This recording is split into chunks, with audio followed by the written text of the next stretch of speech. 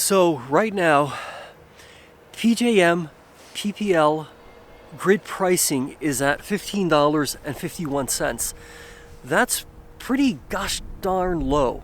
And it begs the question, there's Panther Creek. You can see that steam-looking substance rising from the power plant.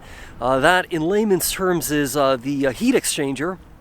And so clearly the power plant is running. It's operational right now.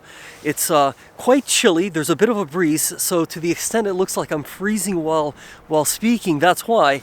But I'm out here in the field to very specifically and publicly document this. I've documented this many other times before, but I think it's kind of useful to do this in a way that I can share with you, because I think one of the key questions many of us have had is, hey, what happens when power prices are much lower than our cost of production, right? If we're targeting approximately $45 to $50 per megawatt of production cost for our net cost of power, well, if it's around 15 some odd dollars on the grid, does it make more sense to just import that power, use that much cheaper electricity to power the data center where the Bitcoin mining machines are located, and pocket a much bigger profit margin as a result of doing so?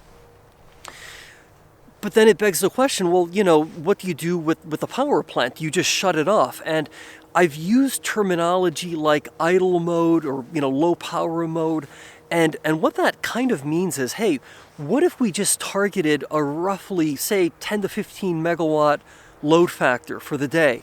So the operator, they're in the control room, they may be looking at a dashboard right now that's giving them a target load factor or load rate, and based on what's that's showing, well, that's what the power plant will be doing. So the question is, but why do that then? Why not just shut it off completely?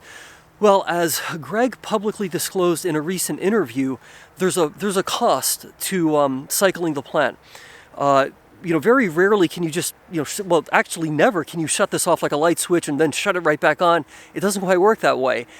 Greg cited a figure of around $50,000 as a cost to cycle a plant. So, that's a kind of a significant cost. Not to mention, there are a lot of things that sometimes break.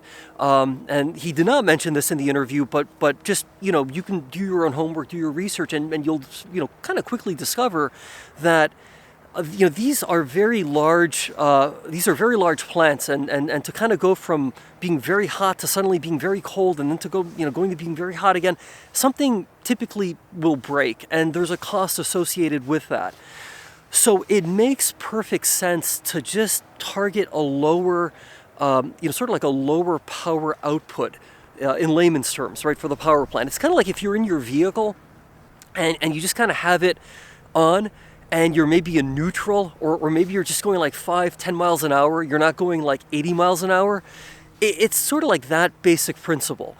You don't want to necessarily shut the thing off. And so that is what I believe is well, I mean, you can see it happening right now. Although I don't specifically know, right? Like, hey, when you look at the dashboard, what load is being targeted right now, I don't know that. But one can reasonably assume that on average, you're probably going to be targeting a much lower load factor, simply because it's so much cheaper to import the power from the grid and to use that inexpensive power to mine Bitcoin, essentially. So hopefully this adds a little bit of perspective to this conversation. And hopefully this is somewhat educational. I know for me, it's always a lot of fun to do this. I'm deeply grateful, for being just so geographically, connected to this area and to where these plants are, that I can do this on a very, very regular basis. But I thought it would be kind of cool to bring you along on this journey, and to hopefully provide a little bit of value, a little bit of context. And hopefully this is something that can get addressed in the earnings call that's going to be coming up really, really soon. I really hope that, without necessarily getting into hyper specifics, we can address this question, because it's a question, right, that it comes up a lot, certainly in social media, and undoubtedly it comes up amongst people who are, really doing the math to figure out, how do we make this company as successful as it can be? How can we bank as much money as we can bank during this crypto winter, and to utilize the flexibility that we have as like an energy arbitrage machine, right, to really just do that to the best of our ability. And so a major question is, hey, what happens when grid prices are super low? I don't think it's quite as binary as, hey, I just shut the plant off.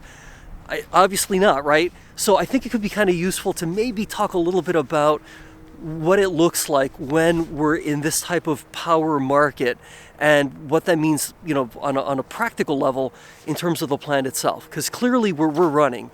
The plant's not off.